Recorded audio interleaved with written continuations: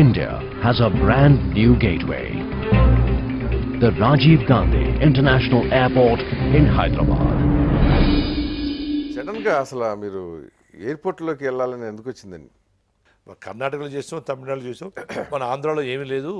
ఆంధ్రాలో ఏమి ఉన్నదన్నీ అమ్మేస్తున్నాం. షోర్ ఫ్యాట్, అప్పుడు షోర్ ఫ్యాట్ కూడా అమ్మకం లేదు ఇంకా అని ఆంధ్రాలో ఫోకస్ చేస్తున్నాం. ఏం చేయాలి, ఏదైనా అవకాశం వస్తుందని.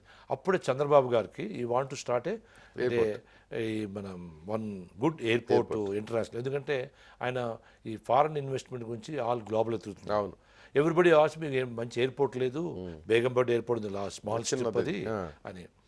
ఆయన ఈ కాల్ గ్లోబల్ టెండర్. అప్పుడే ఈ మన infrastructure policy, green field airport policy వచ్చింది. ఆయన గ్లోబల్ టెండర్ పిలిచారు. అప్పుడు 26 మంది అప్లికేషన్ తీసుకున్నారు. నేను కూడా అప్పుడు మలేషియన్ ఎయిర్పోర్ట్స్తో వాళ్ళు ఏంటంటే టెక్నికల్ పార్ట్నర్షిప్ ఉంటే మంచి, అంటే మలేషియన్ ఎయిర్పోర్ట్స్తో మనం టైప్ చేసుకొని మనం బిడ్డింగ్ చేసాం. బిడ్డింగ్ చేస్తే అది ఏంటి క్రైటీరియా అంటే, నేను 5,000 ఎకరాలు ఇస్తాను, సర్వీస్ స్టాండర్డ్ 3.5 స్టాండర్డ్ చేయాలి, 1 to 5 స్కేల్ సర్వీస్ స్టాండర్డ్. అది ఎయిర్పోర్ట్ కౌన్సిల్ ఆఫ్ ఇంటర్నేషనల్ అని వాళ్ళు సర్వీస్ స్టాండర్డ్ 32 సర్వీస్ పారామీటర్స్ చూస్తారు. టాయిలెట్స్ నుండి, బ్యాగేజ్ నుండి 1 to 5 స్కేల్లో 3.5 ఉండాలి. అది 3.5 కింద ఉంటే మాత్రం అది పెనాల్టీ ఉంది. ఈ సర్వీస్ స్టాండర్డ్ చేయాలి, మీకు ఎంత గ్రాంట్ మీకు కావాలి, ఎవరు తక్కువ గ్రాంట్ ఇస్తే ఇస్తామని. మేము తక్కువ గ్రాంట్ కోట్ చేసాం. అయిన తర్వాత అప్పుడు ఇదైంది మేము లోయెస్ట్గా ఏమో కానీ మూమెంట్ అవ్వలేదు. ఆయనకి ఏంటంటే విలేజ్లో నేను కొంచెం యాక్టివ్గా ఉండాను, పాలిటిక్స్ దేనిలోని విలేజ్ నుండి. ఇది ఇక్కడ ఇచ్చేశారు. ఈ ఎయిర్పోర్ట్ అంటే very complex, new to for country, new subject.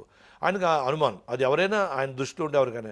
ఆయన అలాగా 1 year ఉంది అంటే నేను ఎందుకు ఇలాగా ఇదవుతుంది, మాకు ఆ రోజు నెలకు 10 లక్షలు ఖర్చు అవుతుంది. 10 లక్షలు అంటే నాకు ఎక్కువ. ఓసారి చీఫ్ సెక్రటరీ దగ్గరికి వెళ్ళాను.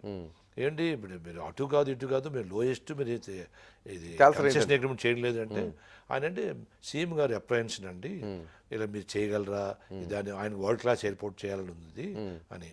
అంటే నేను చెప్పాను, మెడ్రాస్లో పవర్ ప్లాంట్ పెట్టామండి, 2 stroke diesel line first time నేను తీసుకొచ్చాను, హార్ట్ ఆఫ్ సిటీలో పెట్టాను.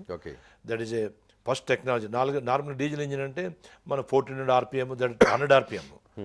నేను జర్మన్ది తీసుకొచ్చి పెట్టాను. రెండోది very complex world largest barge పెట్టాను. అది మీరు కావాలంటే టీంని పంపించి ఇచ్చేయండి అంటే, నేను చెప్తాను, మీరు కూడా సీఎంకి చెప్పండి అన్నారు. సీఎంకి చెప్పాను.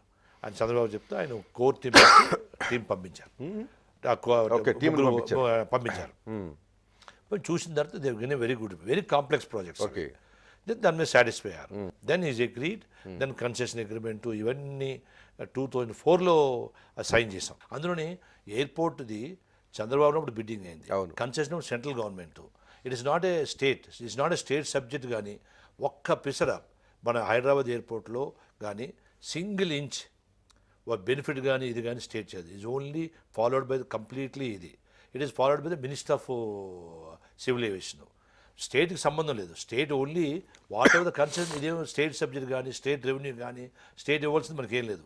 ల్యాండ్ ఇచ్చింది, ఎక్విజిషన్ అంతా కూడా బిఫోర్ గవర్నమెంట్ చంద్రబాబు టైంలో కంప్లీట్గా మనకు కన్సెషన్ అగ్రిమెంట్ ఉంది. ఈ ప్రెజెంట్ కానీ అయినప్పుడు కన్సెషన్ అగ్రిమెంట్ సైన్ చేసాం.